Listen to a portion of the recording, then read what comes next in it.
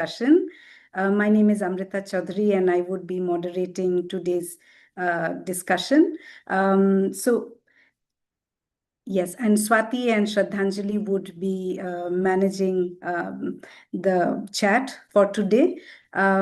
Just to give you a brief that the reason why this event is actually supported by ISOC Delhi.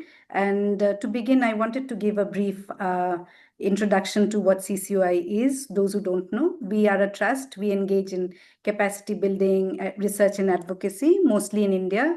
And it is related to internet and digital policies. And for over nearly 2 decades, we've been organizing such capacity building initiatives, webinars, conferences, and conducting research on issues related to internet and governance and digital policies. So since the 20-year review of the World Summit on the Information Society is currently ongoing, we at CCAOI thought that it is important that stakeholders, even in India, understand what this process is and engage and even share their inputs with our government as well as wherever it is possible where non-governmental stakeholders can submit comments.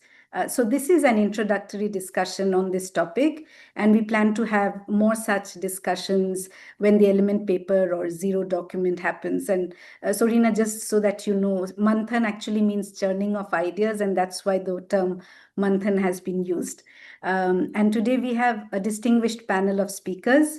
We have Sorina Teleanu from Diplo Foundation, Gitanjali Shah from ITU, Anita Gurmurthy from IT for Change, Anirban Sarma from Observer Research Foundation, Sunil Abraham from Meta. We would be having Avinash Agarwal, who is the DDG International Relationship in Ministry of Communication. And most probably, Sushil, Joint Secretary of MeitY, would be joining. And we will have a community intervention from Dr. Devesh Tyagi, who is the CEO of NIXI and the Chair of India Internet Governance. This agenda would be shared in the chat by my colleagues. And this is an interactive session, so you're encouraged to share your views or queries in the chat. And during the open house, you can raise your hand and ask questions or feel free to share your comments. Some of the questions that your speakers may also revert in the chat. Do mention your name and affiliation while speaking. And while we want it to be interactive, but we would be requesting you to be mindful and respectful and courteous about each other's views. You may differ in views, but we would not like to have abusive language or personal attacks in this discussion. It's a safe space. And since we have a tight schedule and Gitanjali has to leave, so we would be asking her to share more about the WSIS+20 high-level forum and what ITU is doing. Of course, this is part of the entire WSIS architecture, which Sorina would be speaking about after that. So Gitanjali, you have 7 minutes. Over to you. Thank you so much, Amrita, and it's so nice to see old friends, Sunil, Anirban, of course, Anita. So nice to see you all after such a long time. Yes, I wanted to share my screen and let me know if you can see it. Can you see it? Yes. Okay, so I'll be very quick because I'm pretty sure my colleague Sorina will also touch upon some of the WSIS+20 process related aspects. So just very quick, the principles of the WSIS process. It's a UN process. We work with more than 47 UN agencies. It's been digital cooperation framework in action. It's people-centered, not only just advancing technology, but empowering people. We have had this multi-stakeholderism at the heart of the WSIS process. Very quickly, the evolution starting in 1998 in a Minneapolis Plenipotentiary Conference of the ITU, when Tunisia requested that there should be a framework like WSIS, to its review in 2015, and now its review in 2025. It's often, quoted nowadays that WSIS is something old and, the GDC is a new thing. And, often people working in this space will acknowledge that the framework of the WSIS action lines have evolved to set pace with technology.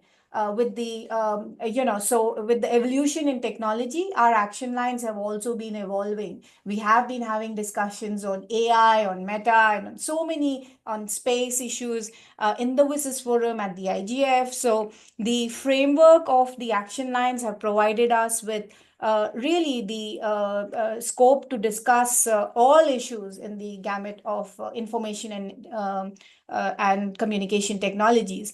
So these action lines, they cover all aspects, and the beauty of the action lines is that we work with different UN agencies within their mandate to implement them. For example, e-health is WHO, e-employment is ILO, e-environment is UNEP, ICT infrastructure is ITU. So it's really a beautiful framework of the UN in action, and we have a very great collaboration there. So I briefly mentioned this, but just mentioning the milestones again: the Geneva phase, where we adopted the Geneva Plan of Action; the Tunis phase, where IGF was born out of, Amrita. WSIS plus 10 is 2015. We had the 20 years of WSIS, and now we're looking at 10 years of WSIS. Now we're looking at the 20 years. So really the implementation wheel, we call this, the WSIS Forum, stock taking, the United Nations Group on Information Society. So we have been working together to implement the WSIS through these various follow-up processes. I said WSIS is multi-stakeholder in nature, right from the youth to women and girls to the UN Secretary General so we have been working with all stakeholders, the technical community, private sector, academia, and all. So just to mention also ITU's mandate, ITU membership takes WSIS very seriously. Right from the Geneva Plan of Action to the Tunis Commitment, we have a ITU 140 plenipotentiary resolution. We have 2 council resolutions. We have sector resolutions from each sector, from BDT, TSB, BR, and our council working group on WSIS and SDG. So I put this slide in here just to show you how important it is for ITU's 194 member states. So ITU also had a call for inputs. We received 97 submissions, and these submissions are being analyzed, and they will be put into the WSIS website very soon. So what have we achieved? We do have some targets that were showcased in the WSIS outcome document, but many of them we don't have data for. For example, how many hospitals are connected? We are working with WHO, but we don't really have the data for that. So 5.5 billion people connected. Through GIGA projects, we can see how many schools are connected. UNESCO had done a study that 400 plus languages are fully accessible online. So we have very basic data. We don't have the whole overview on the action line, the targets. So one of the things that we were hoping that the WSIS plus 20 review could achieve is to have targets and indicators for each action line, which we don't have right now. We have generic targets.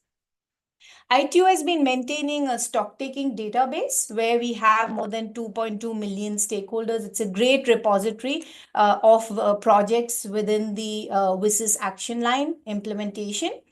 And I mentioned UNGIS. So very quickly, we have 31 members, UN agencies, and 16 observers. These are all appointed by the Chief Executive Board. And once the GDC was adopted, we, as UN, mapped the existing, work and activities within the WSIS framework that is already, kind of implementing the objectives of the GDC. So this mapping is available, and you can find it on the website to explore how GDC and WSIS are already aligned. So the WSIS Forum, I won't take much time. Our chair designate is the Minister of South Africa. 49 ministers and deputies are confirmed until now. This is from the 7th to 11th of July. 37 head of regulatory bodies are confirmed. This really shows the interests of not only the G77, but also EU in WSIS. We are encouraged by these figures, and we do hope that you will be there with us for the high-level event. So also, Amrita, you had asked me to cover a bit on what is it in there for India. So of course, for WSIS is very important for India. Looking at the 2.6 billion offline people that live in rural areas.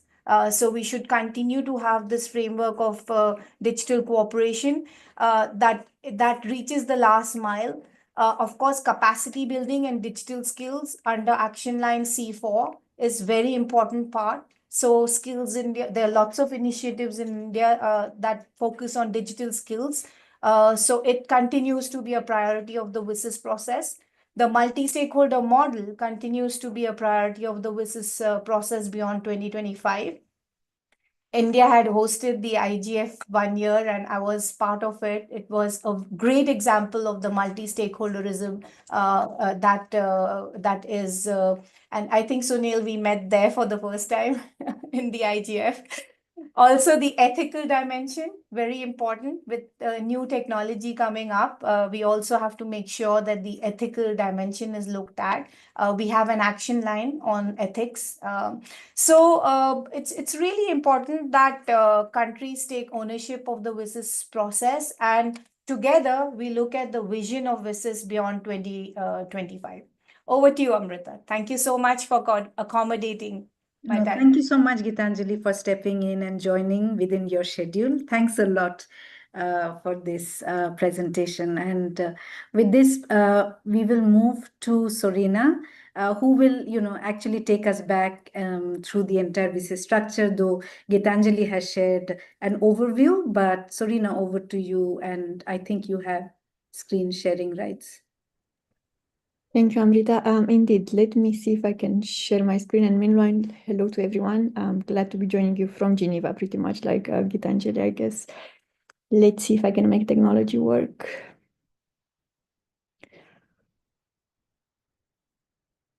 Can you see my screen? Is it? Yes, yes.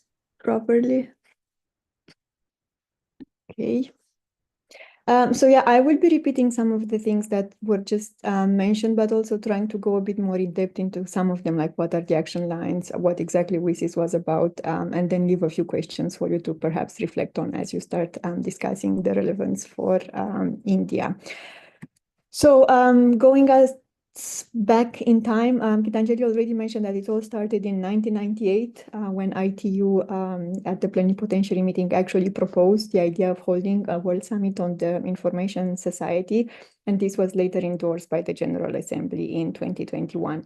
So WSIS actually stands for the World Summit on the Information Society, for those of you here who might not be very familiar with our terminology in this space. I'll try to use less acronyms, but also please feel free to stop me at any point and I can try to provide more clarifications. So the idea was to look a bit in very general terms at what can be done at an international level to ensure that information and communication technologies can be used for development and everyone can actually benefit from them. And that was at the core of the World Summit on the Information Society. It was a UN summit in the classical sense, in the sense that at the end of the day, it was member states making decisions, but it also had this very strong multi-stakeholder nature. And the participation of various actors, private sector, civil society, and others is something that evolved a bit throughout the process. And also when we talk about WSIS, the World Summit on the Information Society, we talk about these two phases because it was a bit of a long summit, not something we're very used to these days. So there was this first phase in Geneva in 2003, then some meetings for the next 2 years, and the second phase in Tunis in 2005. Out of these two phases, we had 4 key documents, which you're seeing on the screen. These days, we talk a bit more about 2 of them, and these are the Geneva Plan of Action and the Tunis Agenda for the Information Society. What you're seeing on the screen is probably my, the quote I like the most from all of these outcome documents, and it is repeated here and there across all 4 documents. And if you read it carefully, and if you basically just replace information and communication society with the terms we're using these days, like digital technologies and digital society, it's pretty much still what we want to achieve these days, with a more inclusive digital space, more people having access to technologies, ensuring all of this then is based on the Charter of the United Nations and in line with the Universal Declaration of Human Rights. So again, although these are documents that were adopted some 20 years ago, as Gitanjali was also saying, they are still pretty much extremely relevant, also because they have this very technologically neutral approach to how it was written. It was very carefully written. Again, it was a long process for quite a few years. And most of, well, actually all of the provisions there are still pretty much relevant today whenever we talk about digital technologies, digital society, digital economy, and whatnot. Action lines were mentioned earlier. These are basically recommendations in some sense for member states and other actors as to what they can do in practice to ensure that we can have a more inclusive information society. Again, that was the terminology used back then. So there are 11 action lines with details across many, many issues, from information, communication infrastructure to access to information and knowledge, capacity building, confidence and security in the use of ICT, even ethical issues. And here I'd just like to stop for a moment because we sometimes say that, yeah, again, WSIS was something that happened 20 years ago, and the documents don't really talk about, for instance, artificial intelligence. And that's true. They don't talk about artificial intelligence as a term as such, because, well, it's not something that was pretty much discussed back then. But if you look, for instance, carefully at this action line 10, which is about the ethical dimension of the information society, it deals with pretty much many of the issues that we're discussing today in the context of AI governance, again, around ethics and human agency, and all these issues that we still want to preserve when we talk about the use, development, and deployment of artificial intelligence. So again, just highlighting again that these action lines, recommendations for things to be put in place are still pretty much relevant, even in the context of somehow newer technologies that have evolved over the years.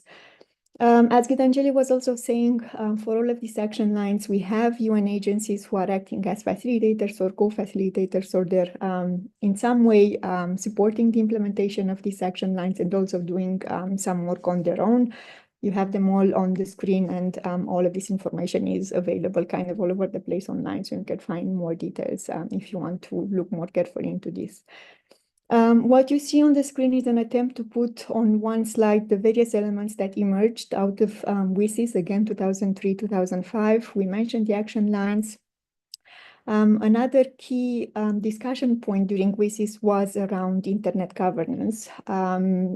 The term itself was actually defined during WSIS. There was a working group created after the first phase, and they came up with a definition. But just to take us a step back as to why internet governance actually made it to the agenda or on the agenda of WSIS, there was this controversy back then. The internet just started being more and more used around the world. And as you know, it was not something that governments had much of an involvement with. It was basically something developed by the private sector and the technical community, and governments were kind of catching up along the way. So in the context of WSIS, there were these discussions around two main issues. First of all, what exactly do we mean by the governance of the internet? Are we only discussing about core critical technical elements of the internet, like domain name system and internet protocol numbers? Or are we talking more broadly about the impact of the internet across economy, society, human rights, and whatnot? So what exactly is the governance of the internet, and which issues are being discussed there? And the second controversy was around who's doing what when it comes to internet governance, and should governments be having more of a stronger role? Because of these controversies, a working group was created to try to come up with some sort of solutions as to how to deal with these issues. And then in the second phase of WSIS, we had the Tunis agenda, which came with the definition of internet governance in a broader sense, so not only technical resources, but also the economic, social, human rights, and whatnot implications of the internet. And also with the creation of the Internet Governance Forum, IGF, which is this annual multi-stakeholder platform for discussions on everything and anything related to the internet and also other related technologies, where everyone just comes together and exchanges experiences and tries to see what's going on in this field. This is convened annually by the Secretary General of the United Nations. And yeah, the forum itself has evolved quite a lot over the years. Happy to discuss more about the IGF later on if you want. Another thing that was left kind of in the balance in WSIS was this notion of enhanced cooperation. And I know it might sound a bit complex and complicated, but I wanted to raise it here because it relates to the role of governments in the whole internet governance discussions. The idea back then was to create a process that would then enable governments to perform their roles and responsibilities in relation to international public policy issues related to the internet. And this thing keeps coming up in every annual resolution of the UN General Assembly. So it's something many governments still care about, and it will come up over and over again in these discussions.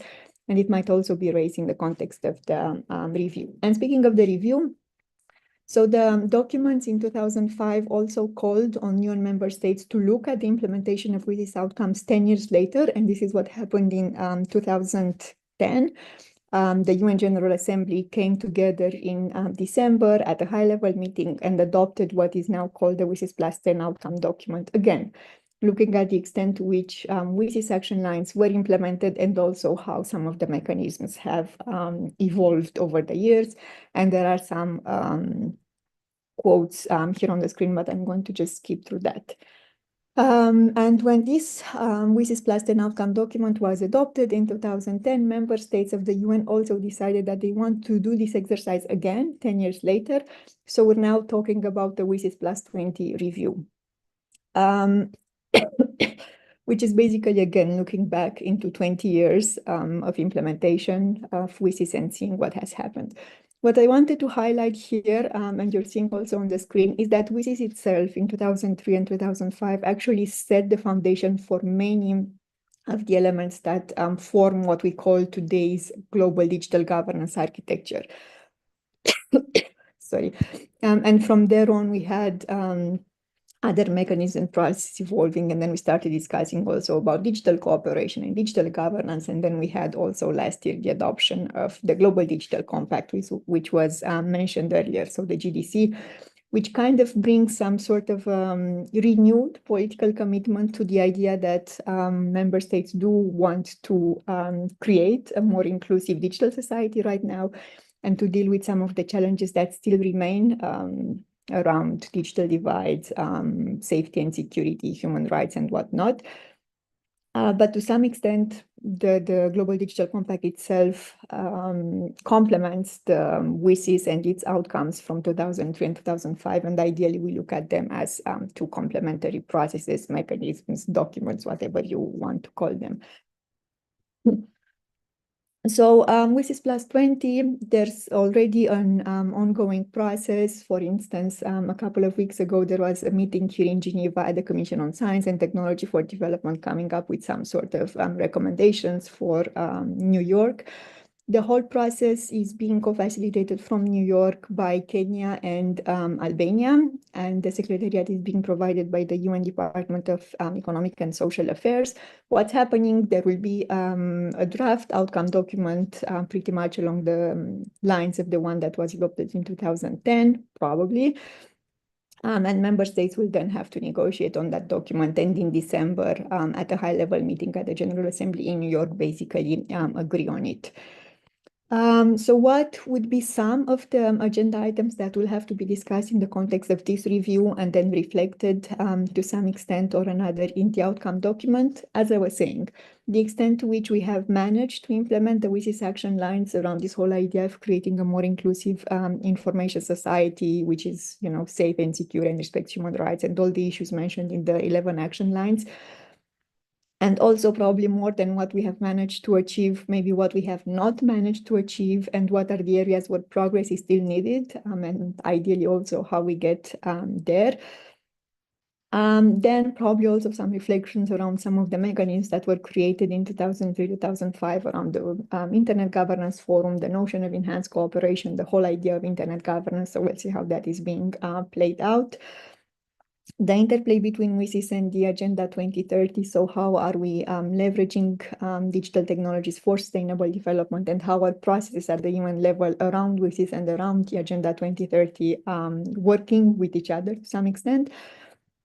And then similarly here, this interplay between WSIS outcome implementations and follow-up, and implementation and follow-up of the global digital compact, ideally creating a bit more streamlined interlinkages between these two, so we don't end up with two separate processes, for instance, at the General Assembly level when we look into review. So that's basically it. Few questions that you might want to explore as you discuss the relevance of WSIS for India and Indian stakeholders. Like, how has the vision of WSIS progressed in India? What kind of gaps are still there? What WSIS action lines are more relevant at the national level? What challenges are being faced there, and how can global cooperation mechanisms better address them if there is a role for global cooperation mechanisms there? What concrete steps can be taken to actually ensure that interests from a national level are reflected in the overall review process as it happens in New York? What kind of expectations do you have from this process? And also as it moves forward, again, with this interplays with other things happening at the General Assembly level. So just to wrap up, it might sound like, a lot of complex language that people who follow UN know, but for everyone else, it's a bit like, okay, why do we care about this? So I'm just trying to highlight here a few things why I think WSIS+20 is important for basically everyone, not just people like us who follow these processes carefully. Remember, WSIS outlined this vision for an inclusive information society, and it has all these action lines there. So WSIS+20 is a very good opportunity to reflect critically at the extent to which we have achieved this vision. And again, if you don't want to talk about information society because it's a term that, it's not fancy anymore, think about the digital society. Where are we with actually creating that as an inclusive digital society for everyone? And then it's also a good opportunity to look at how to create a more efficient and effective global digital governance ecosystem or architecture, or whatever you want to call it, because we talk about efficiencies, we talk about limited financial resources at the UN level, we talk about potential duplication of efforts, we also talk about governments and other stakeholders who have limited capacities to follow everything and anything going on at the global level. So in some sense, this process is also a good opportunity to see if we can bring a bit more effectiveness and efficiency in the whole process, and see if we can streamline some of them so it actually serves the purpose at the end of the day. And it also provides a bit more opportunities for stakeholders with more limited capacities to be able to engage. And then how you can contribute. There are obviously ways to contribute directly, especially if you are a government, in this case, the government of India. And there will be various documents being issued by colleagues in New York, including this non-paper that should come out somewhere in June, I think, outlining some key elements that might be reflected in the outcome document. And then based on this, we will have various drafts of the outcome document, a resolution that the UN General Assembly will be developing. If you're not a governmental representative, ideally, you do use various mechanisms and platforms in place at the national level to help shape the position that the Indian government will be taking officially in these negotiations. And multi-stakeholderism was a key word in WSIS in 2003 and 2005, and ideally keeps remaining as we discuss this review. So although it is a negotiating process in New York among member states, there should be input from other stakeholders as well. You have a link here to the official page of the WSIS+20 overall review at the General Assembly, again maintained by the Department of Economic and Social Affairs. And at Diplo, we're also trying to keep track of the process in a bit more detailed way, so you can find all sorts of background information here on this page, including an AI agent, because we talk so much about artificial intelligence these days. We've developed an AI assistant that you can just go and ask various questions about WSIS, its implementation, its follow-up, the review, and whatever else. So you'll get the link here. And I'm going to stop here. I think I went a bit beyond 10 minutes, but I hope this has been useful and happy to answer any questions you might have. Thank you. Thank you, Sorina. As in, that was an excellent presentation to give a quick recap to people, because we do want people to engage, and not many in India are actually engaging. And hopefully this would be helpful. We would be circulating the link also. So thanks a lot, and you've raised a lot of important questions, which perhaps we, if not all today, we will try to dwell on it. And with that, we will move to the section wherein we have the non-governmental stakeholders, Anita, Anirban, and Sunil, who would be sharing a brief overview on two questions which I had shared, and they have 4 minutes each for the questions. And I'll start with Anita first, and then Anirban and Sunil. And while coming back in the next round, we'll go vice versa.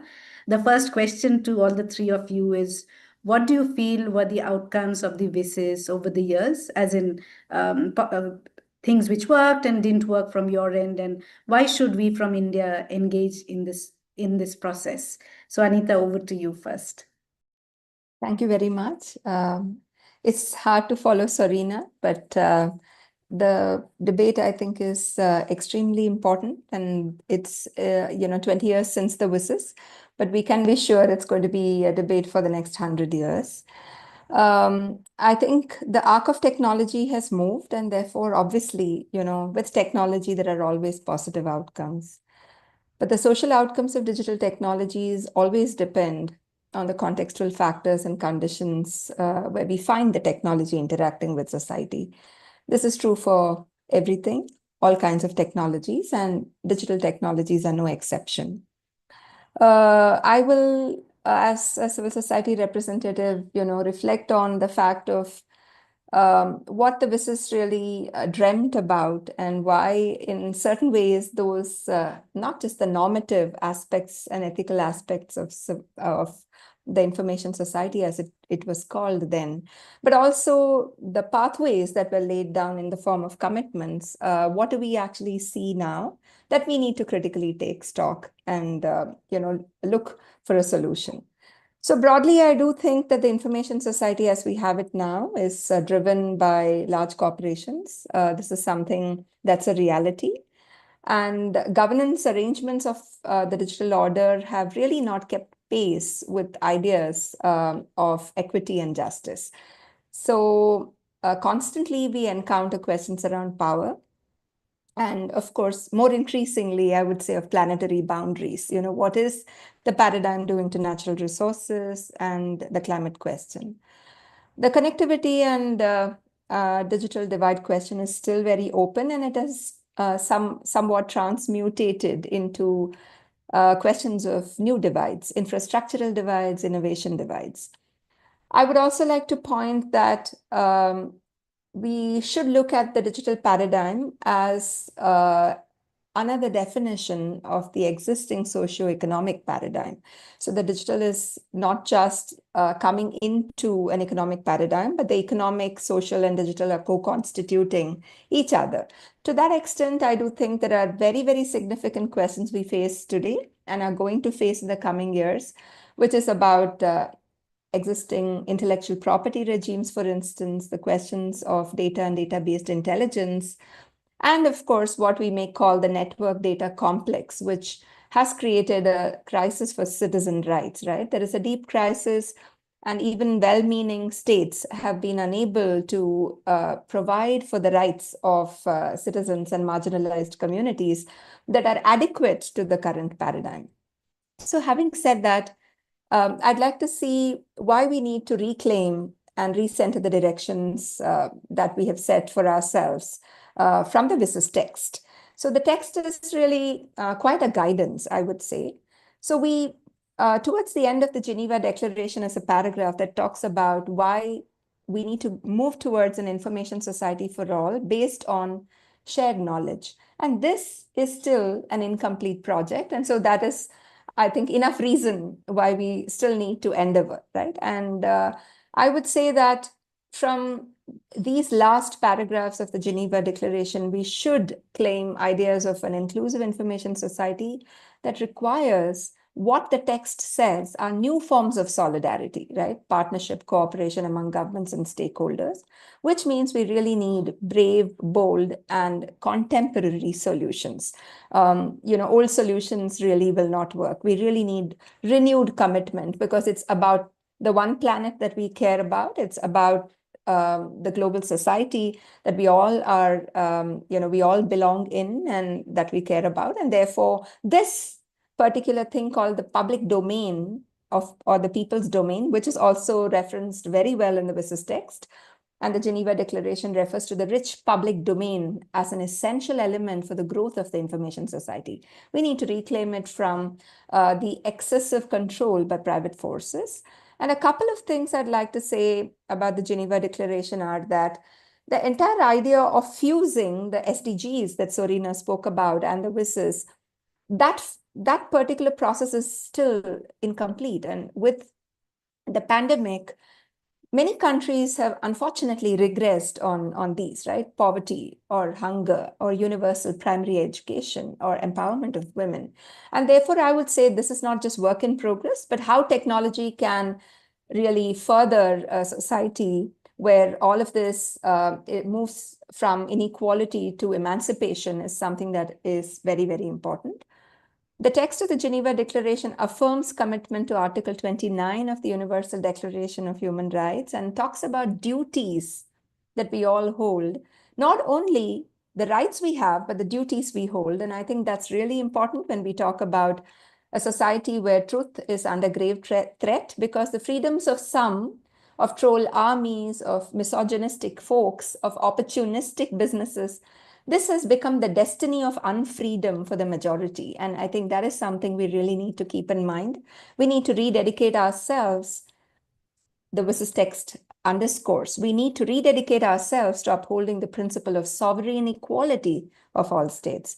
This is at the center, and I think here is where we've often spoken of the third way or the fourth way that India is able to offer, and it's not really glib. I think the people of India have the power to offer many, many imaginaries where we unfortunately have key influencers and powerful figures who have subverted these imaginations and the real potential of democratic innovation. We are forced to believe that innovation is what the technology companies define innovation as. But we have to pause a little bit and understand that even AI is normal technology. It's normal because there is society and there's technology, and there's a relationship between society and technology. This is nothing new that civilizations need to grapple with. And finally, I'd really like to say that the Geneva Declaration did not imagine the AI revolution in the manner in which it has unfolded.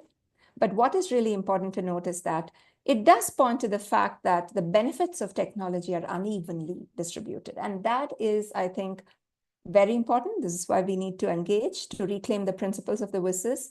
And I'd like to say a very important thing, that we need to claim not just the principles of a knowledge and information society, but we need to know that that's possible only when such a society is grounded in truth, solidarity, and emancipation. These are values that the Indian Constitution enshrines very much and very centrally: sovereignty, socialism, secularism, democracy, and justice. And we really need to be guided by this. What I wanted to ask you, Amrita, is should I take the question around the priorities right away or wait for other speakers to finish the first round and then come back to the second round? Anita, Amrita has been logged out because of the electricity. Can you hear me? There has been an electricity cut. So I think we can take the questions later, and I think we can move on to the next speaker. It's not about the questions. It's the second question that was part of what I needed to answer. So it's a second round. Yeah. Anita, my understanding is we go twice. We go twice. Thank you, Sunil. Thank you for that guidance. That is what I understood from what she said. Perfect, perfect. I'm happy to pause here. Thank you very much. I think then we can move on to Sunil, and you can start with the answer, and then we move on to Anirban. Okay. Thanks so much, Shraddhanjali. I'm sorry, I also have an electricity issue, so if I suddenly disappear, my apologies for that. I wanted to sort of pick off from where Anita left, and she talked about the arc of technology. So I want to make a statement that perhaps the arc of technology increasingly is bending towards openness. So here I'm misquoting another more popular phrase. I was in Tunis, and at that time I was an employee of the UN. I then returned to civil society where I came from, and now I find myself wearing a private sector hat, representing three stakeholder communities across the 20 years. But my obsession is exactly the same. In Tunis, I was obsessed with open source and open standards. And I continue to be obsessed with both those issues. Fortunately, I work for a employer, Meta, who's a big champion of both open source and open standards. But I wanted to reflect on the Tunis Agenda document and also the Global Digital Compact from the perspective of action lines C1 and C3, ICT for D, and access to information and knowledge. And I want to draw this comparison that the Global Digital Compact has additional forms of openness in it. For example, it has mention of open content, open data, and open AI models. So many more types of openness in the Global Digital Compact document. If you open the Tunis agenda, you will notice that when the word or the phrase open source is used, it is sort of hedged with a mention of proprietary as well. And then I opened the report on the 20 years of progress and I searched for the term proprietary and it doesn't exist. So I think, again, to the point I was making, that the arc is clearly moving towards openness. Again, building off Anita's point about what India could bring to the global table, especially in terms of the third way or the Delhi effect on global internet governance. I think the best example is digital public infrastructure. And perhaps that is a national level exemplar of the multi-stakeholder model.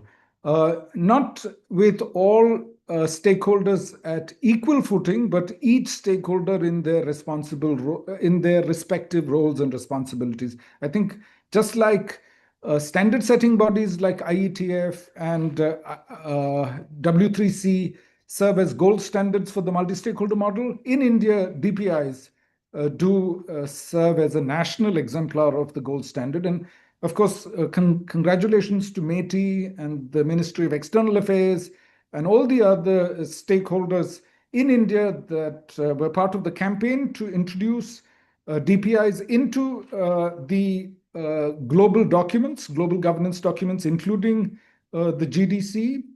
I love the way the language is shaped in that document.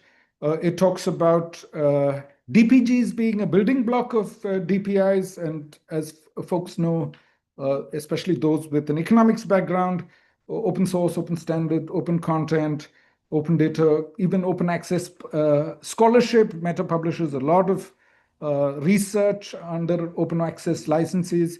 All of this forms broadly the digital public goods that undergird and enable digital public infrastructure in India and also increasingly in the 20 countries across the globe. So I think tremendous progress has been made. Those of us following things closely may be disappointed with the nature of progress.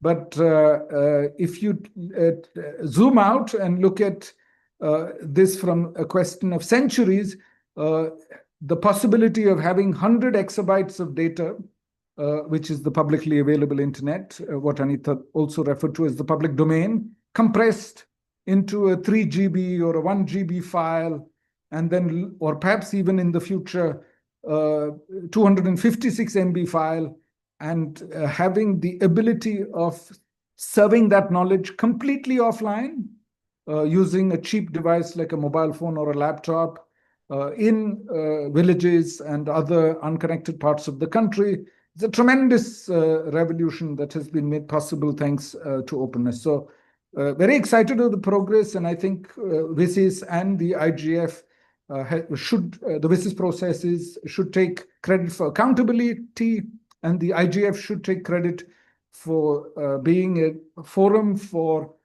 policy dissemination and the adoption of best practices. So thanks for this opportunity. Back to you, Amrita. Thank you, Sunil. And we'll go to Anirban. And while there are some questions coming into the chat, perhaps in the next round, the speakers may want to address them when you speak.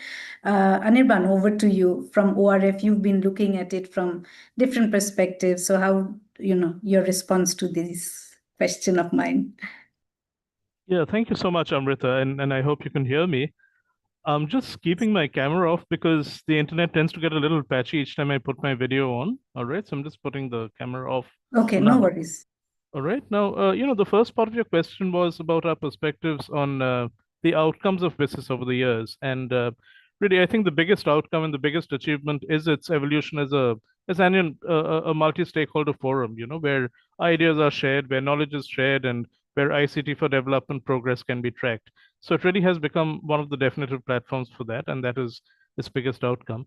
And there have been 5 key moments along the way. The first, of course, was the Geneva Declaration of Principles and the plan of action that went with it in 2003. We've spoken about that already. But the big achievement there was this emphasis on equitable access to ICTs for sustainable development. And in many ways, the Geneva Declaration was an early articulation of ideas that would later become institutionalized in things like the SDGs, the SDG framework, and also certain national programs like our Digital India mission. All right, the plan of action, the Geneva Plan of Action, laid a great deal of emphasis on connecting villages, for example. It talked about connectivity in non-urban areas. And in many ways, that has shaped programs like our, the National Optical Fiber Network, which began a few years later, and then later, of course, our BharatNet broadband program, right? So, many of these things are reflected in country-level initiatives which India has taken up.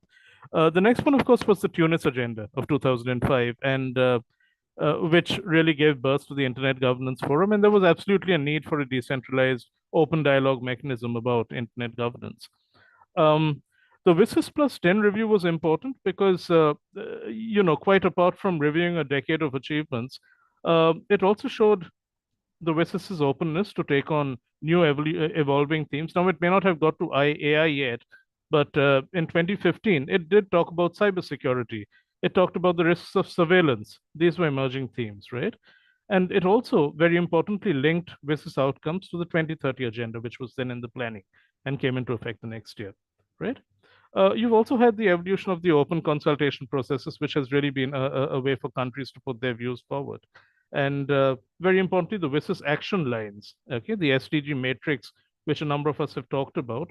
And this actually complements activities. So when we start mapping ICT activities onto these SDG outcomes, once again, it complements certain national activities like the ongoing voluntary national review that's happening in India. The VNRs are the NeitY Aayog's way of sort of trying to check voluntarily on progress that has been made on the SDGs, right? So and now we are into the WSIS+20, where we are going to look at things like AI, data governance, DPI, digital identity, and priorities for the next decade. Now, why must India engage? The WSIS is obviously a very important platform, and I'll actually begin with the point that Sunil raised about DPI. Now, the WSIS could actually become a very important platform for showcasing and promoting India's DPI model, which has been really very, very successful nationally. And as you know, there's been a lot of traction globally as well. And the WSIS could actually become a forum where we continue to build partnerships around DPI and conduct DPI diplomacy, so to speak. This is something India did very successfully during its year as a G20 president, and this is yet another avenue to take that work forward. Talking of our G20 presidency, another thing that India did during that year was sort of emerge as a strong voice for the Global South through the 2 global, the Voice for the Global South summits that we did. And again, that is a role that India can continue to play using the WSIS platform to ensure that digital development isn't driven purely by global North priorities. Other countries, emerging economies, developing countries like us actually have a strong voice too. The matter of AI is important, and a number of us mentioned it. So whether or not, the WSIS documents formally talk about AI, it is really the hottest topic in technology at the moment, right? And India does need to play an important role in shaping norms on data and AI governance. And now that we have our DPDP Act in place, we're actually much better placed to talk about data protection regimes now than we were earlier. And of course, it's important that India continues to be a part of conversations on AI norms and ethics. And this is really very important at a time when, in countries like the United States, for example, we see a strong focus on AI innovation, which can almost be unchecked at times. There is an overturning of executive orders that privilege safety, ethics, etc. Right? So it's voices like India's, a more pragmatic approach that really needs to be foregrounded. And finally, of course, connectivity in the sense of telecom networks.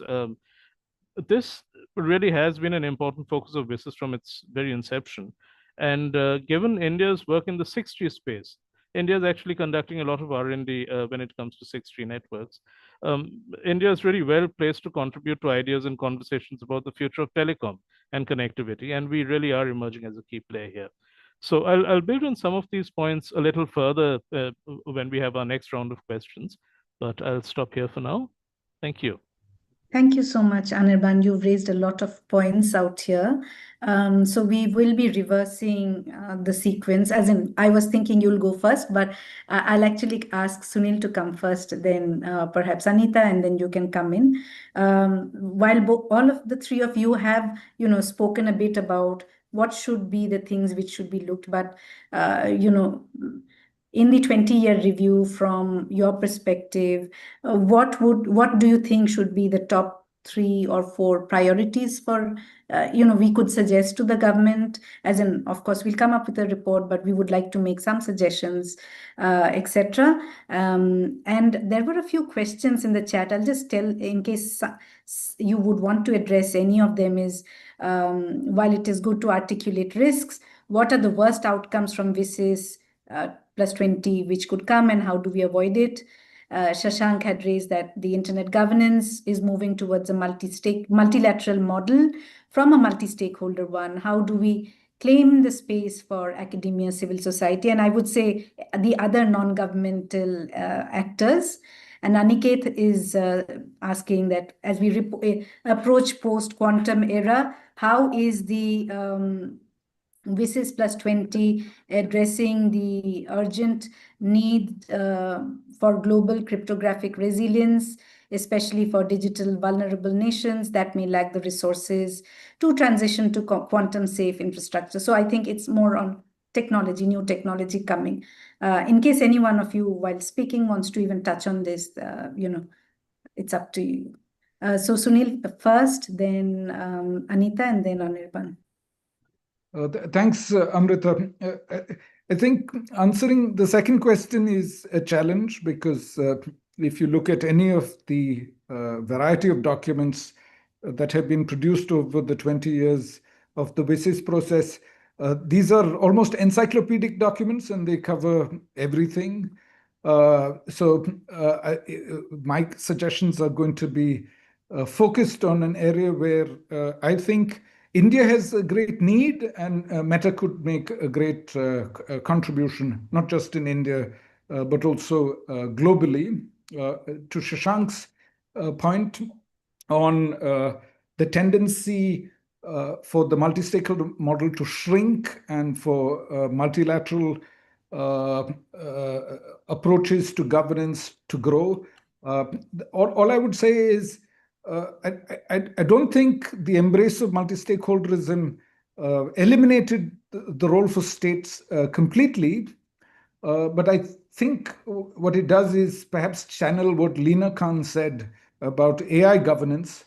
And what she said was that there is no AI exception to the laws on the books. And broadly, the way I see that is, if there is a regulatory vacuum, and it is clear and it is unsolvable through various multi-stakeholder approaches, then perhaps the states should act, and perhaps states should come together and produce treaties, whether it is at the level of the World Intellectual Property Organization, one treaty that would do a lot of good, both in terms of access to knowledge and protecting innovation, is to have a treaty on text and data mining exception at WIPO. So there is definitely a role for governments, and that role, as Shashank is worrying, could go in both directions, but it has gone in good directions in the past. And India, whether it is the COVID patent waiver or the green tech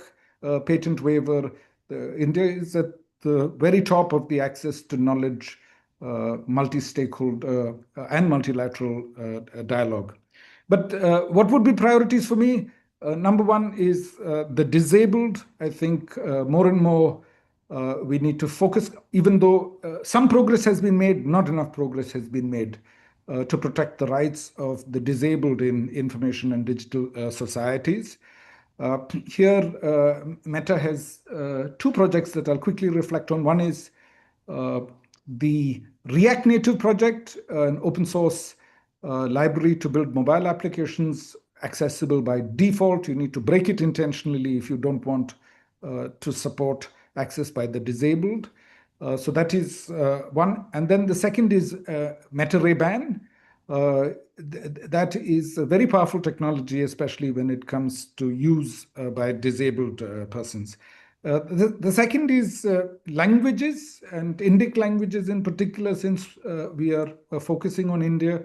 Again, the self-supervised paradigm in machine learning has made it so that a Lithuanian speaker could make a small language model for a Santali speaker. That is how the global commons is coming together in a very, very powerful way. So you don't really have to be a technologist from a particular language community. Technologists across language community can support each other. And whether it is Sarvam or whether it is Chandamama Kadalu, which has been created by Swecha, a lot of incredible small language model innovation happening in the country, and MeitY is also supporting indigenous model development, and bravo to MeitY for doing that. Meta has some work in this space, including No Language Left Behind 200 and Seamless for MT, which is able to recognize more than 4,000 languages. Finally, this business of the unused compute at the edge. Anirban has talked about telecom and other pieces that we absolutely need to get in place as soon as possible, whether it is 6G or fiber backhaul. But my first use of 386 in 1993, I remember using the device to its full potential. And my assessment is that if you were to look at all the smartphones in India, none of them are really being used at max potential. And that's where having large language models, small language models on the edge, serving users without putting any load on the network, providing a fully digitally sovereign experience, 100% privacy, nobody knows what you're asking your model. That is a vision of the future that India particularly should embrace, which is computing on the edge and making sure that all that unused compute potential is fully utilized, especially in the service of access to knowledge. Thanks, Amrita. Back to you. Thank you so much, Sunil. And Anita, would you like to go next? Yeah, thank you very much. Just restarting my camera. Yeah. Yeah, a lot has been said, and I think a lot to comment on.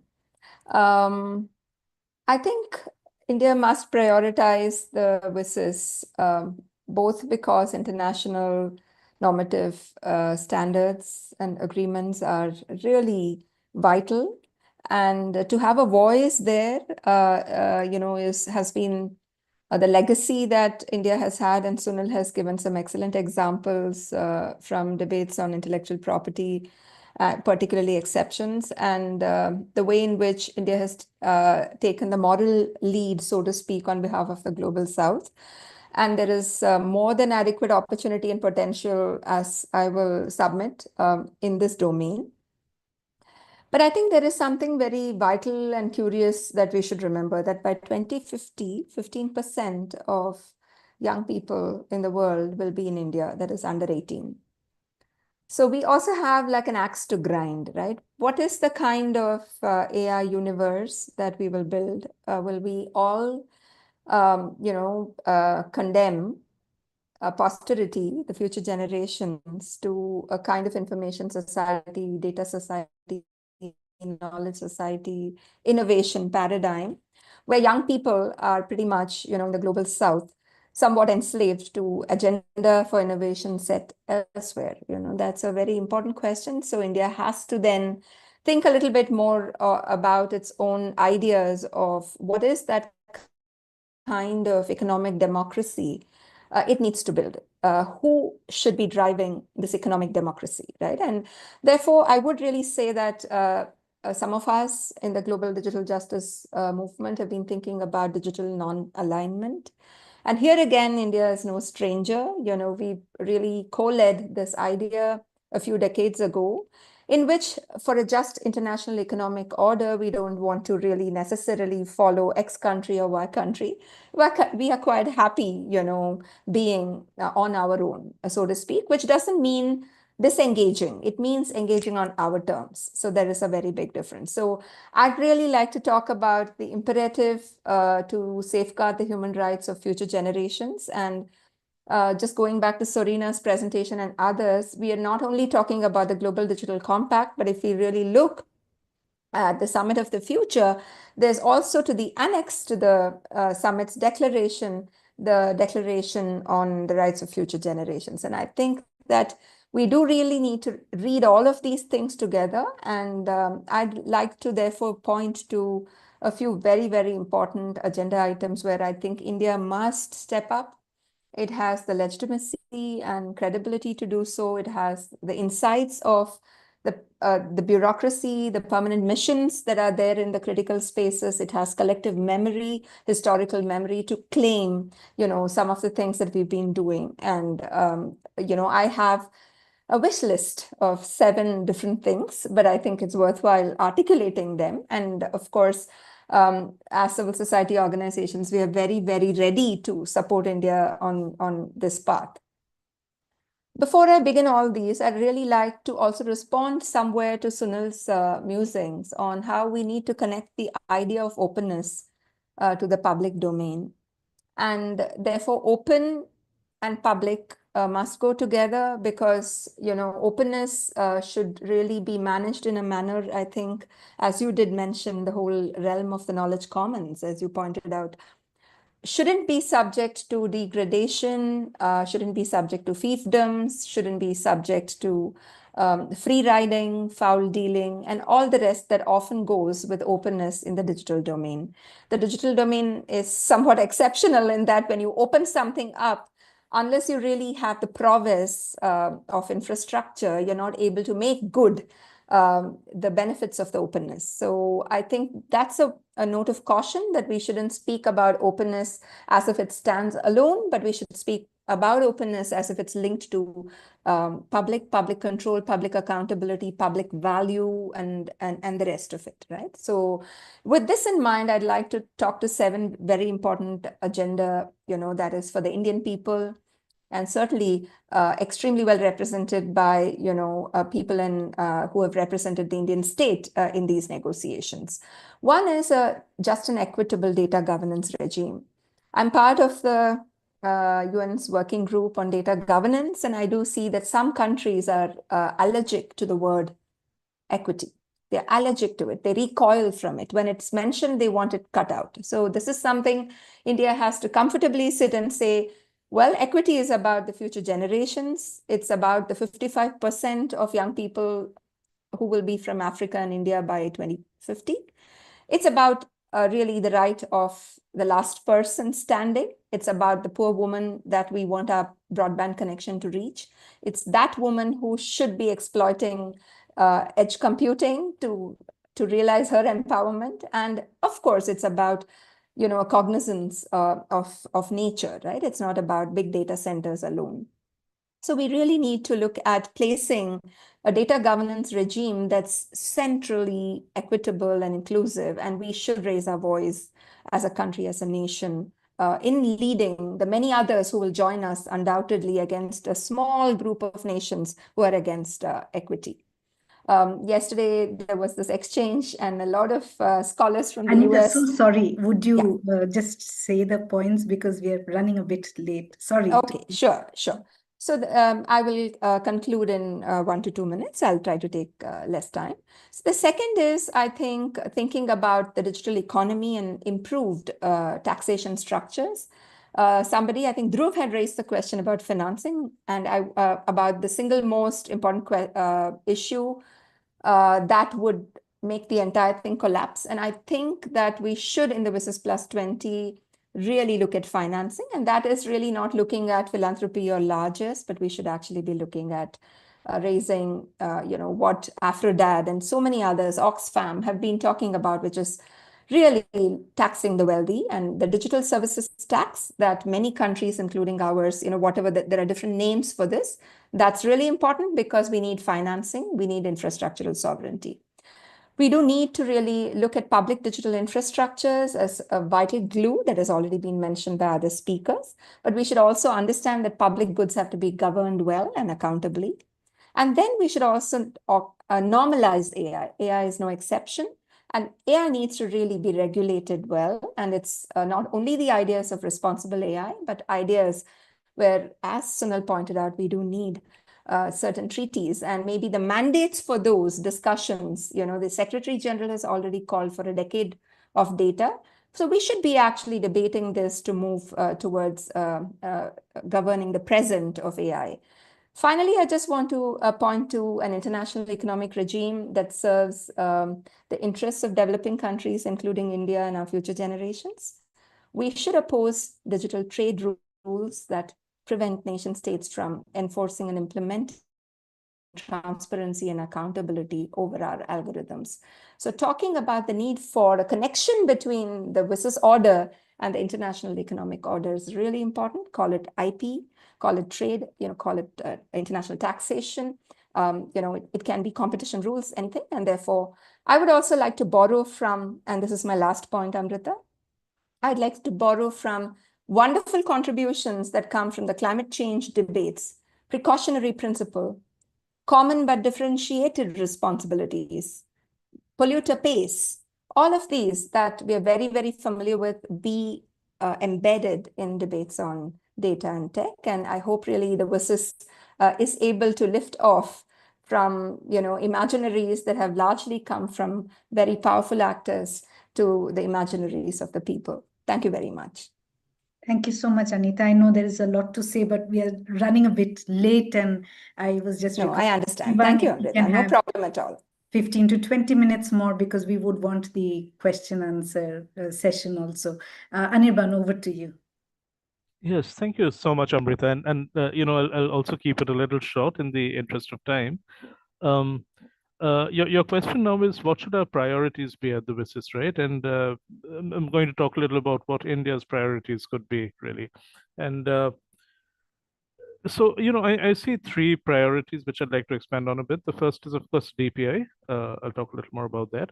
The second is a balanced approach to AI development. And the third is the 6G issue. Okay. Now, DPI is rather rare because it's one of those rather exceptional technological innovations that have flowed out of the global south and have begun to make an impact and an impression in the global north. It's arguably the first sort of technological innovation to have done that historically, right? And you now have a situation where the EU is looking to make some of its DPIs interoperable with India's. You have the US, which is keen to partner with India and provide DPI leadership globally, as in use it as a plank for development in third countries and so on, right? So this is rare, and we should take full advantage of that. And we already have a very strong foundation to be working with DPI. As you know, 20 countries are now partnering with India through its MOSIP platform to develop their national digital identity systems.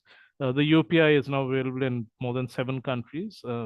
during our G20 year, we actually entered into MOU with 8 more developing countries, and they have access to parts of India's stack and are building their ID systems. And there are lots of other countries, in Africa, in South America, which are also in talks with India about developing digital payment systems and so on. So, of course, the WSIS provides us an excellent platform to advocate for the benefits, the advantages of DPI, how it works, how they can be developed. But, we also need to go to the next level of issues. Questions around the economic sustainability of DPIs. How do we explore how DPI can be privately provisioned? So the private provisioning of public infrastructure is something we need to look at more and more, and the WSIS is a good platform for that. And finally, a lot is said about how DPIs support innovation and help create a level playing field. But, there are also moments when it can create new incumbents, and it could foreclose competition. So these are somewhat thorny issues that we also need to look at with partner countries at platforms like the WSIS. Now, Sorina mentioned Action Line 10, which deals with ethics, and that, of course, has a bearing on AI development. And in the world today, we see two sets of dichotomies. You have centers of innovation like the US, and their innovation can get a little dangerous at times. And then you have centers of regulation like the EU. Then you have another set of poles. You have AI leaders in the global north, and then you have AI adopters and markets in the global south. Now, India is quite clear in its views that it really wants to try and find a middle path between these 4 different ideas. And we want innovation to flourish clearly, but not at the cost of ethics, safety, responsibility, and innovation. And this is why India is laying a lot of emphasis on building a trusted AI ecosystem, and a lot of our policy documents and government reports reflect that view. So, this is an idea. The present is a good time to actually share some of these ideas with the rest of the world through the WSIS platform. And there are also increasingly, a lot of conversations where AI is being connected with DPI. And really, if you look at the sheer volume of data that can be generated through DPI, that is excellent fodder for AI training models of the future. But how can that be done securely? How can that be done with data being protected? Those are questions we have to address, right? And finally, and this is really my concluding point. It'll take about 15 seconds for this, no more. 6G, a rather vocal battle has already broken out between China and the US. There's a race for 6G supremacy on, and the US often found itself a little reactive and a bit of a laggard when it came to 5G. So it's keen not to repeat some of those mistakes. And China is really leading a lot of cutting edge experiments in the 6G field. But, away from the glare of these great power rivalries, India is quietly making very, very strong inroads into the 6G R&D space, all right? And the guiding principles behind our 6G vision document, which is our big roadmap for 6G, is affordability, sustainability, and ubiquity. And affordability and sustainability really are messages that we always have to share with the global south, right? So again, this is an approach that will find a lot of takers, and India is in a good position to engage in discussions on this. And a lot of other things we're doing, the high-end R&D, the launch of a 6G test bed, which accelerates 6G innovation, capacity building, adoption, and also these alliances to co-develop standards. We cannot go at these things alone, all right? We need partner countries, we need partner companies, and we need to develop the next generation of standards together. And again, the WSIS is a good site where some of these conversations can be initiated. So thank you. Thank you so much for this, Anirban. And with this, we will move to the next section. And we do have Avinash ji from Ministry of Communication patiently waiting to share what, from the government's perspective, what do they think are the priorities. Sushil ji was supposed to join, but I don't think he's joined in yet. But thank you, Avinash ji, for patiently waiting all this while, listening to everyone. So we'll go to you first to hear from your department's perspective, how are you looking at the WSIS+20 review? And you've been hearing a lot of discussions, the other esteemed speakers have been sharing your views. And I would also ask the question, because at the end of the day, this is a multilateral process when the negotiations happen, and our permanent representative in New York would be voting for the country. How, as we, the non-governmental stakeholders, how can we give inputs to the government? Because if we have some way in which, of course, we'll make a report, we will submit. CCG is also planning to do something in that. But how could there be a way in which we can have some dialogue, share at least some points from us, which could be considered by the government also when nuanced decisions are taken? Over to you, Avinash ji. Thank you very much. First of all, thanks for inviting me here. And while I will be talking on behalf of Ministry of Communications, is the ITU focal point, but I can see Sushil Parji is there. So maybe he would be talking more about what MeitY would like to add to that.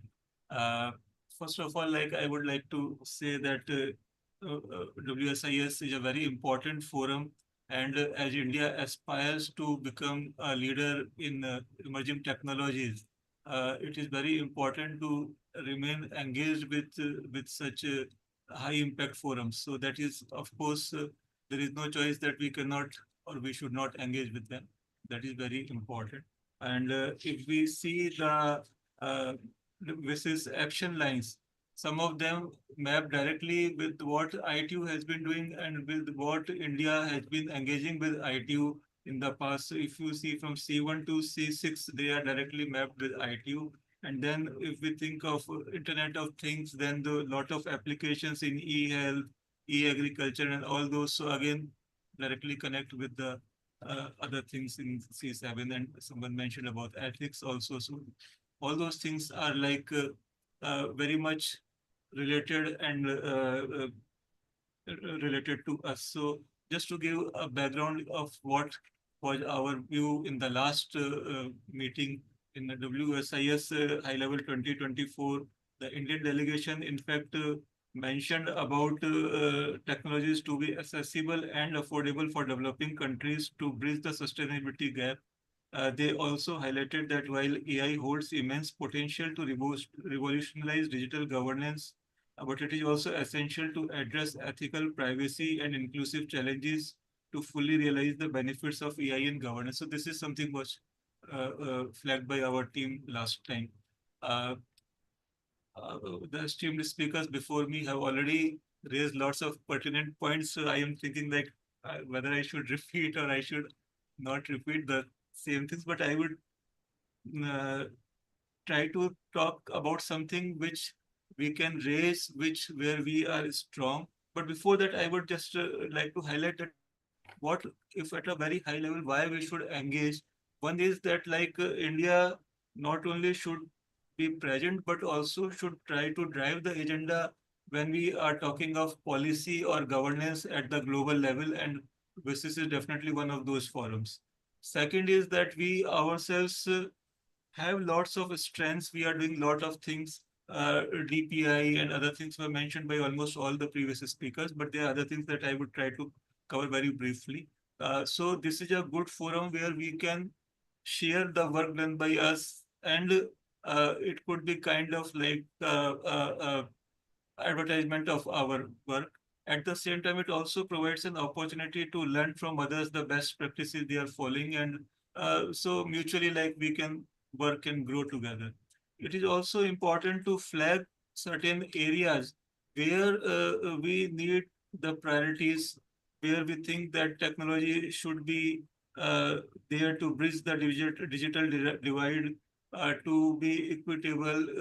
It should not create more barriers if the agenda is being driven by a few countries. So all those things. So it is very important to participate and lead the actions. I will briefly mention about something which our ministry is directly concerned with. So most important is the connectivity, which provides enablement to the citizens. So if we talk of 5G, which is now a huge coverage, I think it is more than 95% coverage of 5G, which enables the citizens because you have access to technology, you have access to websites, portals, data, all those things. Second is the optical fiber network being rolled out through digital Bharat Nidhi. Earlier we used to call it USOF. Now it is Digital Bharat Nidhi. So this is a very important scheme, like because it was not very commercially viable. Government is funding the project, and optical fiber is being extended to all gram panchayats and now to villages also, which is in fact known to many. But there are other projects which perhaps might not be known to many, are that like our government is also funding for setting up 4G, 5G towers in inaccessible or remote, or like sometimes like where some law and order issues are there. So all those are being extended. So these are very important infrastructure projects which ultimately lead to the information society. So these are some things which we should project at the global level, and we should also see that these are acknowledged or are reflected in the work. Sometimes some indices are developed, so these things could be part of those indices also. We have talked about DPI. I will not talk on that, but I will like to talk on some other aspects. I will try to keep it brief because I think we have shortage of time. But when we talk of AI, let us think of AI in critical digital infrastructure. Like we can talk of telecom, maybe we can talk of electric grid.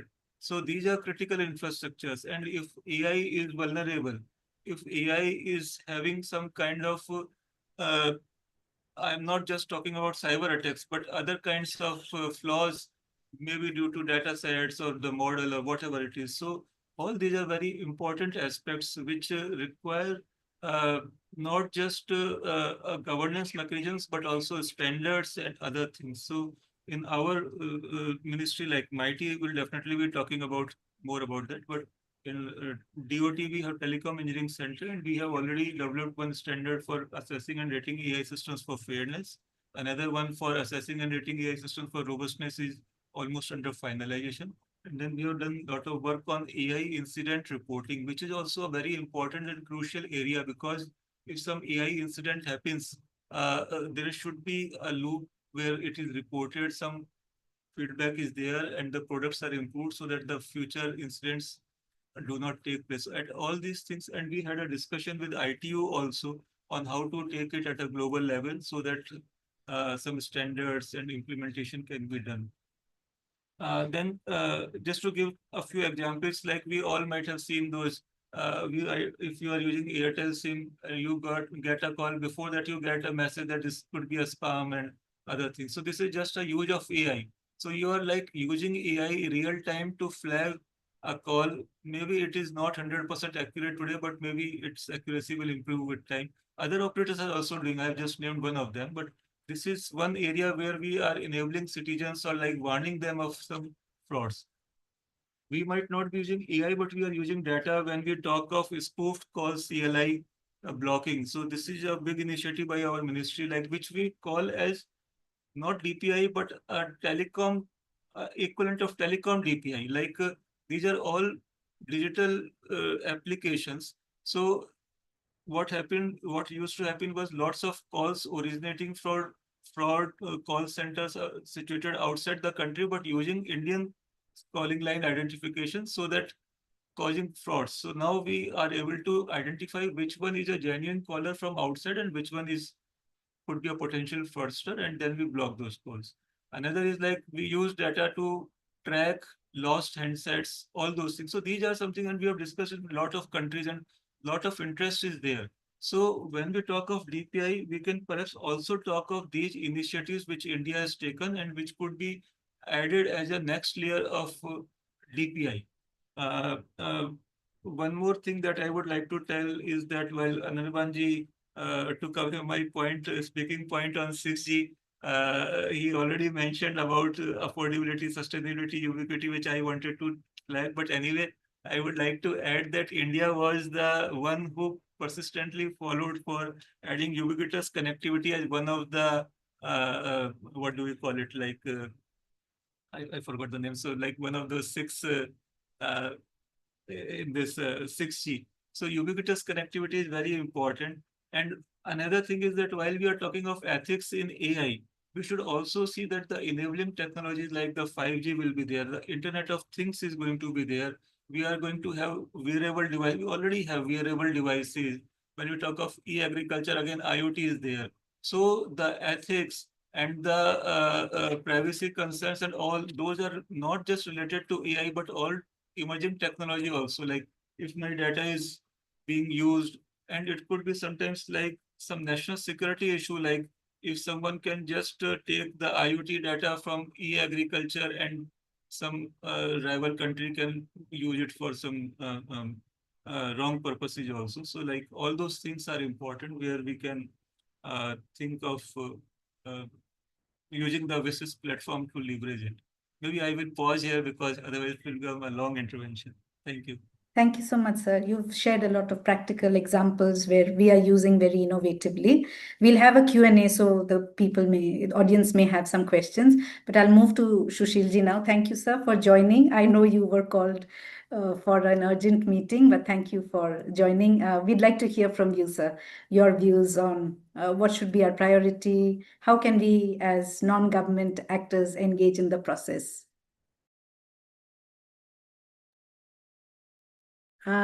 We aren't able to hear you. I think there's an audio issue. Mute it up. Is it okay? Yes. No, it's better. It's okay. Is it okay? Thank you. Thank you, Amrita. Let me, apologize for joining the session late, which gives me the advantage of, maybe repeating something what has already been said, but puts you in the double jeopardy of hearing, what you already heard. But then, Amrita, Ms. Sorina Telau, the Director of Knowledge, Diplo, Avinash, the DDG from Telecom, my colleague from Telecom, Ms. Gitanjali Shah, Ms. Anita Gurmurthy, and Mr. Anirban Sarma, Mr. Sunil Abraham, and maybe other folks which I have, in case I've missed anybody else's name. Thank you for giving me this opportunity for sharing as to what could be India's priority for this WSIS+20 review process. As you all know that, it's the standard intersection of the rapid digital transformation and urgent development imperatives.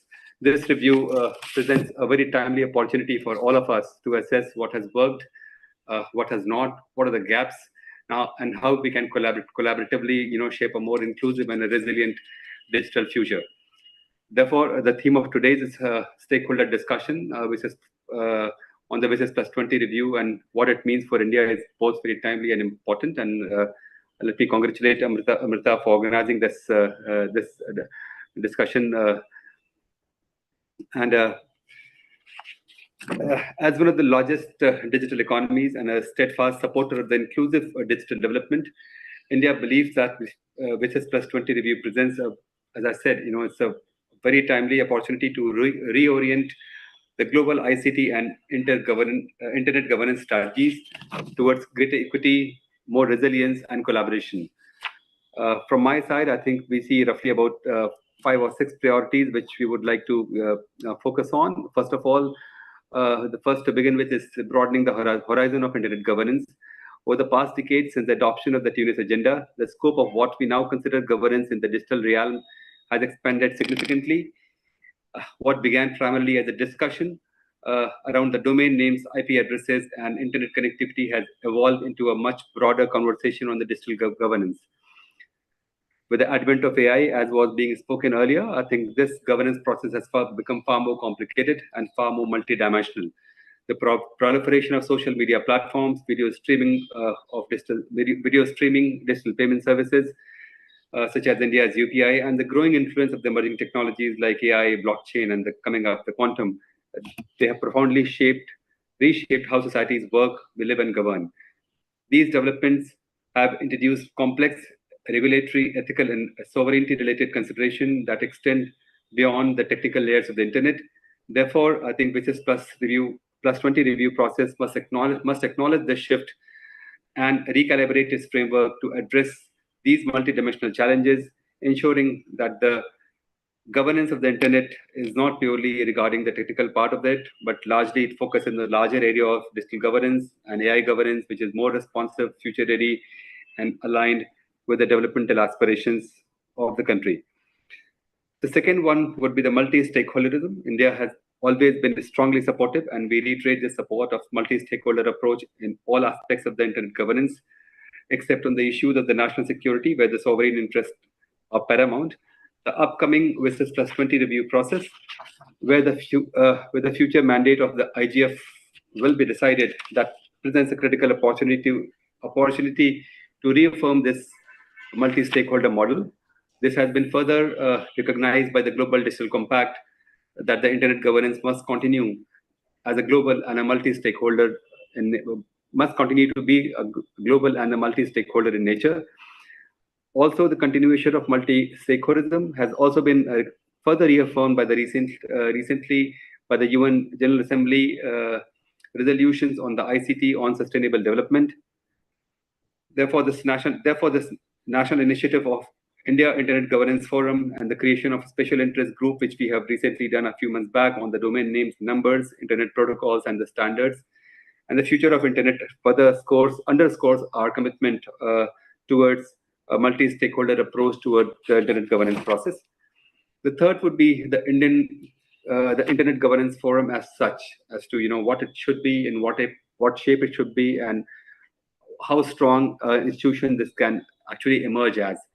The key outcome of the WSIS was the establishment of the Internet Governance Forum, mandated by the UNES agenda in 2005, with this mandate further renewed in 2010 and again in 2015. The WSIS+20 review will now reevaluate the IGF role beyond 2025. GDC has also acknowledged that the IGF as a primary multi-stakeholder platform for discussing internet governance issues, and also highlighted the need to make it further more effective and accountable, and so that it can actually come out with more actionable outcomes out of its discussions. While the IGF has been instrumental in fostering open and inclusive dialogue, the stakeholders increasingly call for more concrete and actionable outputs that can directly influence the decisions at the national and the international levels. To enhance IGF impact, it is essential to improve its working methods by introducing a clear follow-up mechanism, a more focused thematic areas, and actionable recommendations that can feed into the decision-making in the ICANN or other relevant bodies.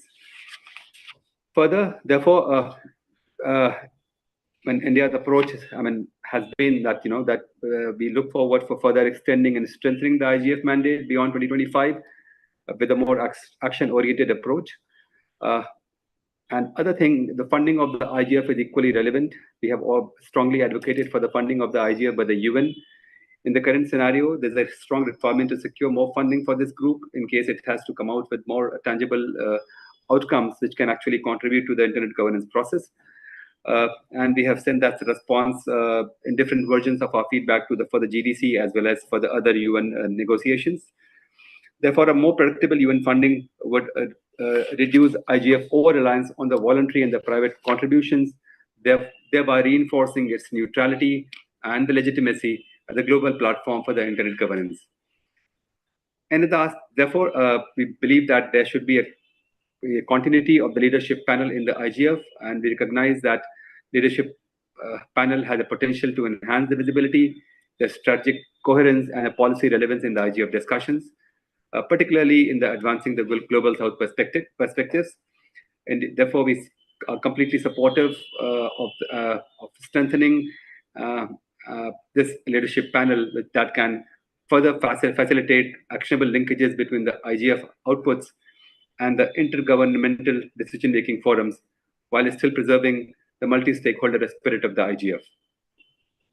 The fourth point would be how can we prevent the fragmentation of the internet governance landscape?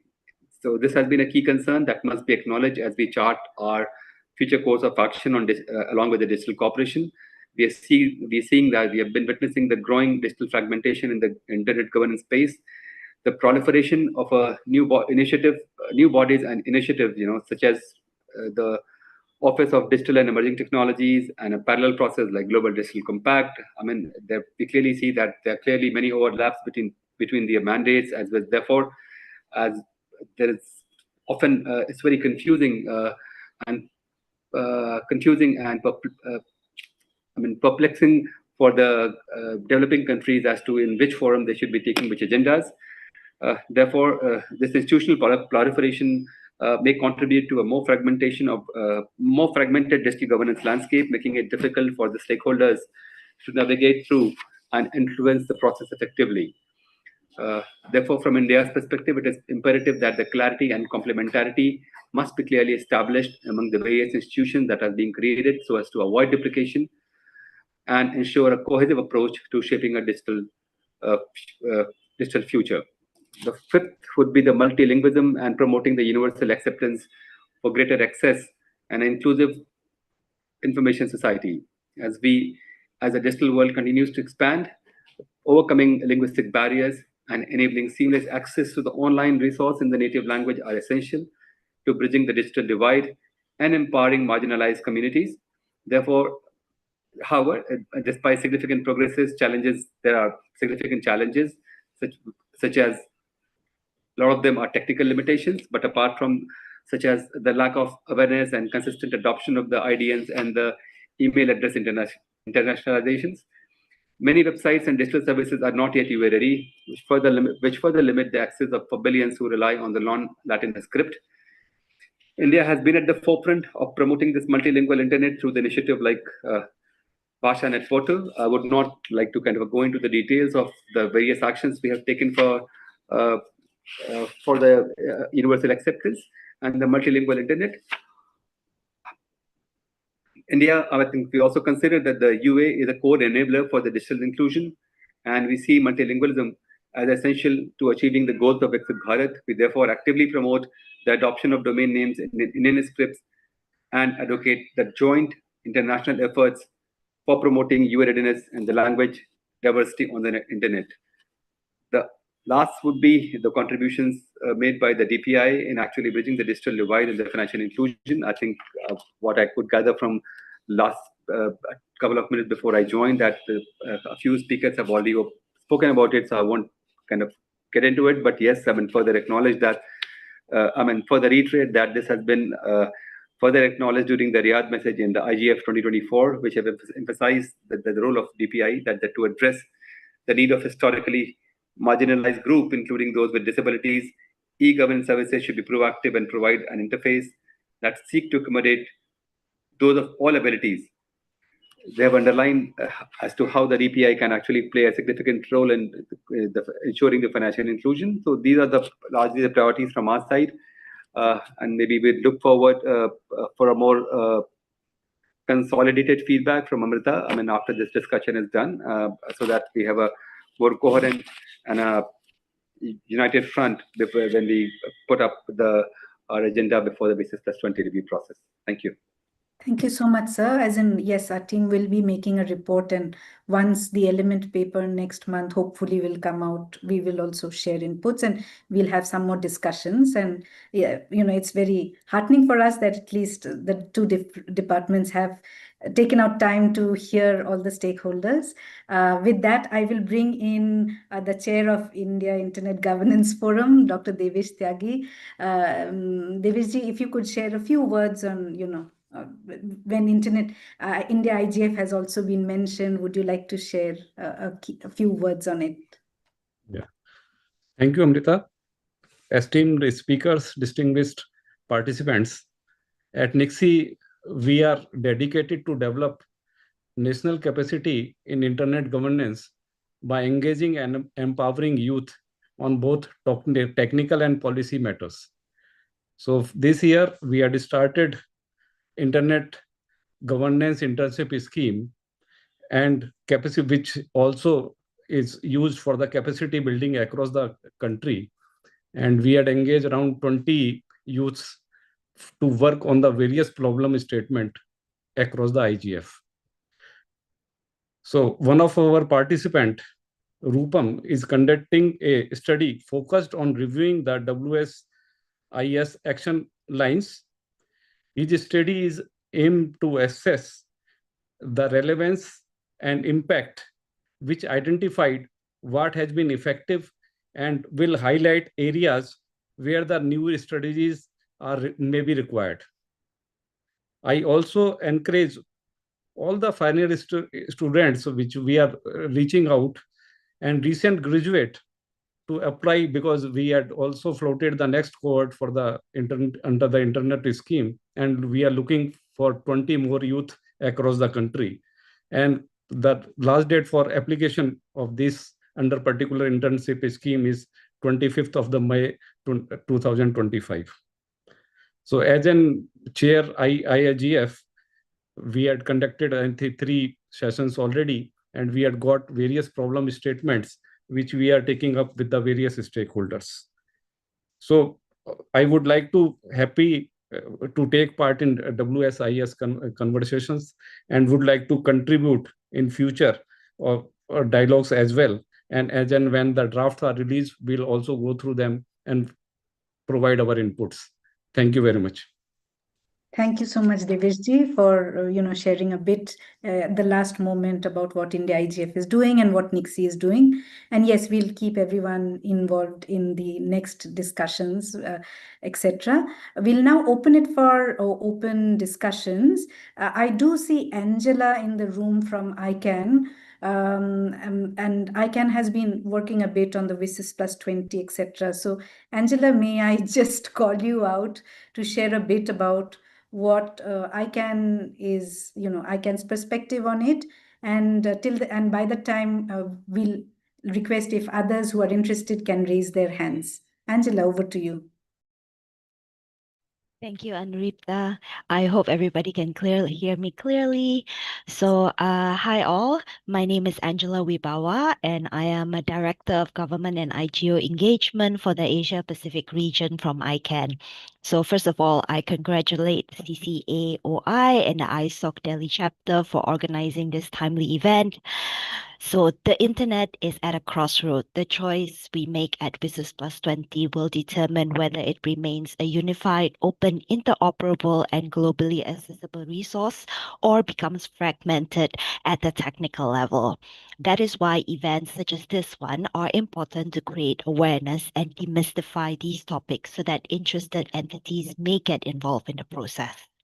So on this topic, on WSIS+20, we believe it has the potential to modernize the language around multi-stakeholder model to reflect today's evolving digital landscape.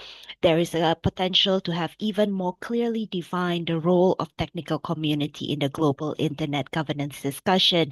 And of course, as some of the speakers have said, to extend and enhance the IGF.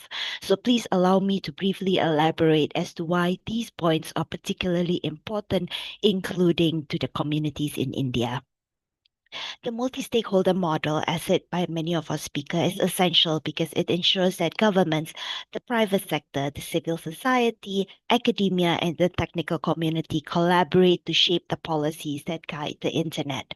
This inclusive and transparent approach, which has been embraced by organizations like ICANN, ITF, ISOC, and others, has been instrumental in maintaining the internet as a global and accessible resource.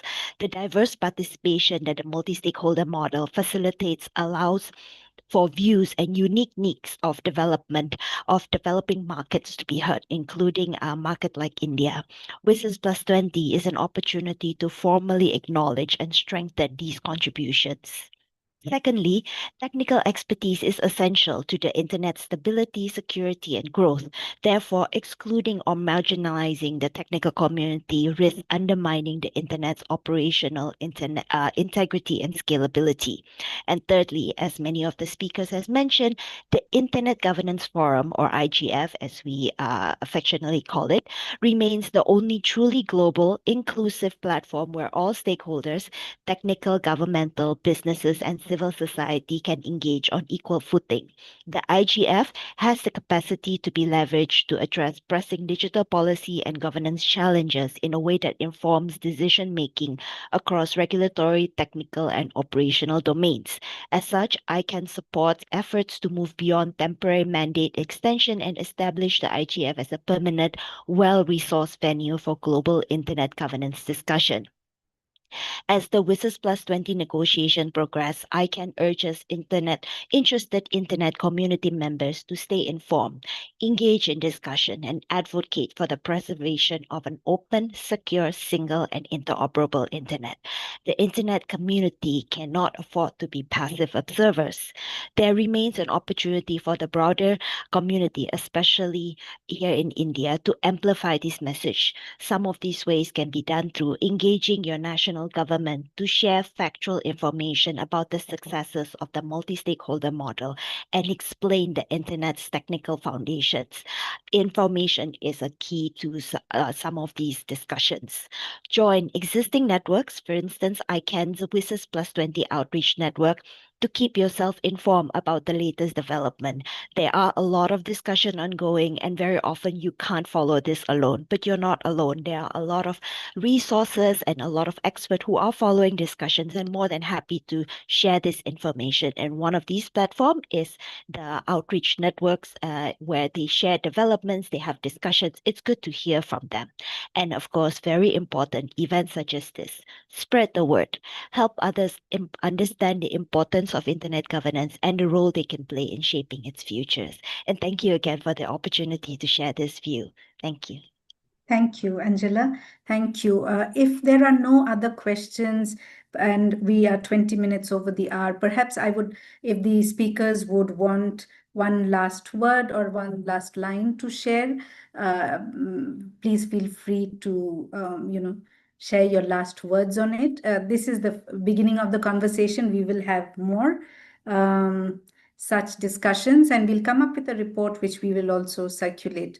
Does anyone have anything to share? Any of our esteemed speakers or anyone? I just have a small, very short submission. I think that digital public infrastructures have been adequately underlined. Of course, they do mean different things to different people. But I think that India here, for its wonderful leadership in making sure that standards and protocols particularly stand the test of how marginalized people can use them, for instance, the UPI. This really remains, I think, at the top of what the world can imbibe. I would also like for the debates on public financing, especially in the light of the fact of the UN system that's changing, to be taken up by our esteemed government representatives, because there is a direct connection between public infrastructures and public finance. I think we shouldn't lose connection of that fact. Thank you. Thank you so much, Anita. Anyone else? Avinash ji, Sunil, or Sushil ji? I just wanted to, can I go now, Amrita? Yes, please, yes. I wanted to compliment the Joint Secretary for the submission that they have already made or are making, especially around the use of DPIs for persons with disability. I think that is a wonderful thing. And then fully agree on a variety of other things that he said around multilingualism and the multi-stakeholder model. For Dr. Tyagi, I wanted to compliment him on the involvement of young people in NICSI. I met some of them at the Global Tech Summit, very inspiring young people. I think that's a long-term investment, sir, and I think you have traditionally also sent people to the global standards bodies. So despite what Sushil Palji said about the fragmentation of fora, I think NICSI is well placed to continue to send both government officers and young people to all these global locations for internet governance, both on the technical standards and on other matters. So thanks to both of you, sir. Thank you, Sunil. Avinash ji, do you want to share some last words? Nothing special, just wanted to thank. This was a very fruitful discussion, and once we get your report, we'll take it forward. Thank you. Right. Thank you so much, sir. Sushil ji, any last words?